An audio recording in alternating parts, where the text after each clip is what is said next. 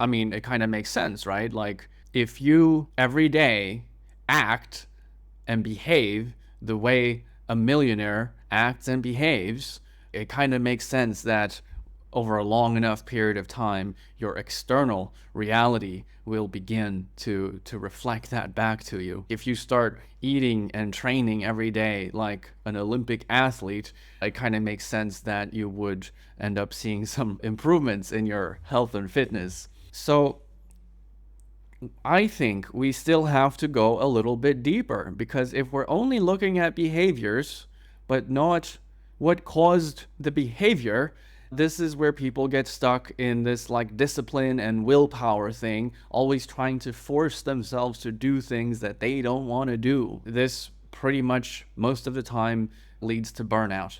And you can see how it's also driven by a kind of a fear and lack based mindset.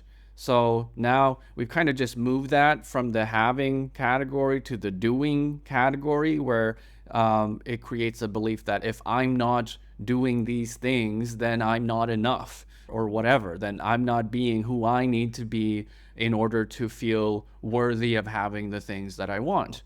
So it's coming from a place of needing to be a particular type of way in order to be complete. From that lack feeling place, it creates struggle, and it creates pressure, it creates overwhelm, leads to burnout.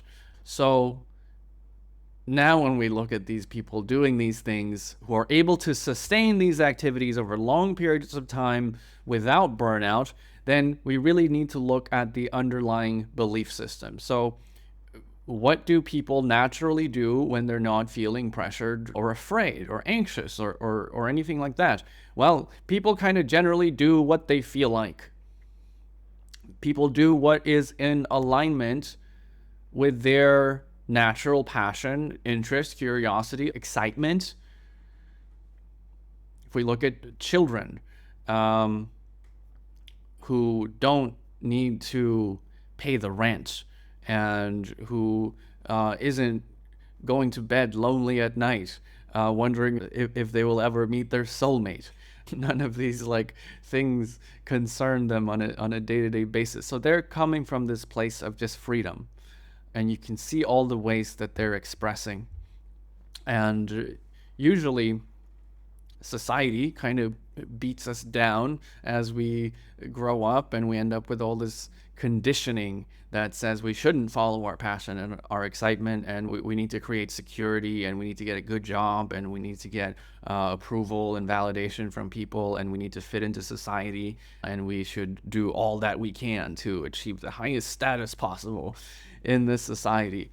All of that conditioning stuff that gets in the way of us being able to just act in alignment with who we really are.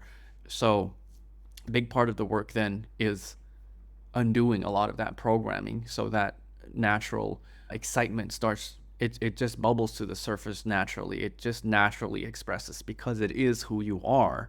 It's not like finding your purpose. That whole thing is like, it's not something that you have to find. It's something that emerges as you follow that passion and excitement. It will naturally lead you to where you need to be. I'm a big proponent of doing what the fuck you want. I'm a big proponent of designing your life so you can get paid to be yourself, so that the things that are naturally the most interesting and exciting to you are what you spend most of your time doing. That's how you can achieve your mastery over what you came here to do in this lifetime. So, the behavior gap. How do you close the behavior gap? Somebody who is doing all of these millionaire activities, how are they doing that? Like, where are they coming from as they're doing that? Right? What is the underlying belief system that leads to those behaviors being expressed? When it's not force, when it's not discipline, when it's not struggle. And what you'll find, again, going back to this passion excitement thing, When we move away from being motivated by fear, and by the way, fear-based motivation is inherently unsustainable.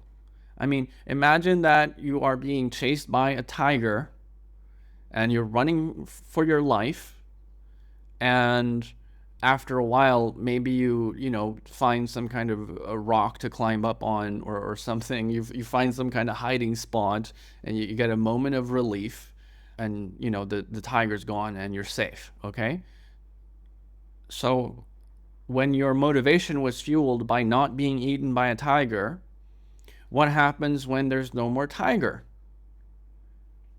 See, it kills the motivation. So this is why people kind of, another reason for that constant roller coaster of life, when people are like fueled by that energy. It's like this intense pressure that moves them, but then they kind of get more stable, or whatever. They escape the immediate threat, and that also kills the motivation. So now the momentum starts declining.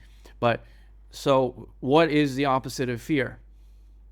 And what we find there is actually love. What I have found after thinking about this for like a decade is that is really the sustaining power. When you look at people who are really truly in alignment with their purpose and are able to sustain momentum over long periods of time, it's from a place of love. And likely you have experienced what it's like to be motivated by love. Have you ever cared about somebody so much that you would just do anything for them without needing anything in return? You would do it purely for love, for like it makes you happy to make them happy, to serve them, right? That is an energy that is so expansive. It doesn't need anything in return.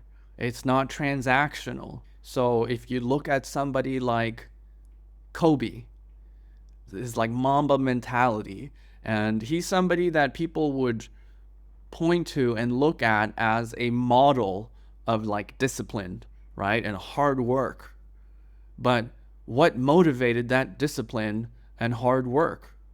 He loved the game. It was not a fear-driven energy motivating that. It was out of love. And the thing with fear is, and again, I keep coming back to this, but the energy behind an action gets reinforced, perpetuated, amplified by that action. It becomes more. You're adding energy to that momentum. It becomes more. So actions taken from fear creates more fear. Action created from love creates more love. So you'll notice there's a feedback loop happening here. So if we're starting from the outcome or the expression of a behavior, so here's the exterior reality, the outer situation, the outer world, your life, basically what you're experiencing in your life. That outcome is the result of a process. So what caused that? Well, we can first look at what are the actions you have been taking, right? Cause and effect. This is where we look at the behavior gap. If you look at the people who have what you want to have, what are they doing that you're not doing? So what is that behavior gap? But then what informs the behavior? Well, that's thoughts, feelings. You think the way you feel the way you think, and that then expresses into action. You do what you feel like. You can also see it as the energy of your emotion flows through the structure of your thoughts, which then manifests as action and behavior. So we have to look at then the underlying belief structure that's been causing the thoughts and the feelings. So your beliefs inform your thoughts and feelings. Your thoughts and feelings express as action and behavior, which then leads into the outcomes, the results you're experiencing in your life. And the results you're experiencing in your life then feed back into the belief system. What you experience will reinforce your belief system. So it creates this feedback loop. So ultimately then, how do we close the gap between where you are and where you want to be? We really have to look at the underlying belief system, which is really your identity. How can you be thinking, feeling, and behaving as the one you want to be, who is living the life you want to live? And when you really make that identity level shift, where you really see yourself as that person, then everything expresses automatically and effortlessly from there, because you're already thinking the thoughts that you want to think, which means you're feeling the feelings that you want to feel, which means you're expressing, you're behaving in the way you want to act, in a way that automatically, through that alignment, leads to the outcomes that you want. So you're living the life that you want to live. This is the work that we do in coaching, in the Momentum Accelerator in particular.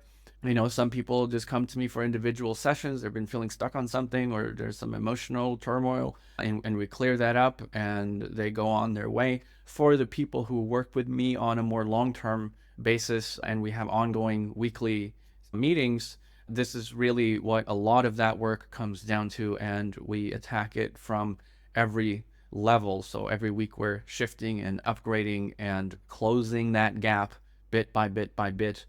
And it is, speaking of doing what you love, it is really so cool and such a privilege to be able to do this for people. So thanks for watching. I just wanted to, give you a little more of a big picture overview of the perspective of how we approach things and how we think about things. And I hope that's useful in being able to see your own life that way as well. So again, thanks for watching, and I'll catch you next time.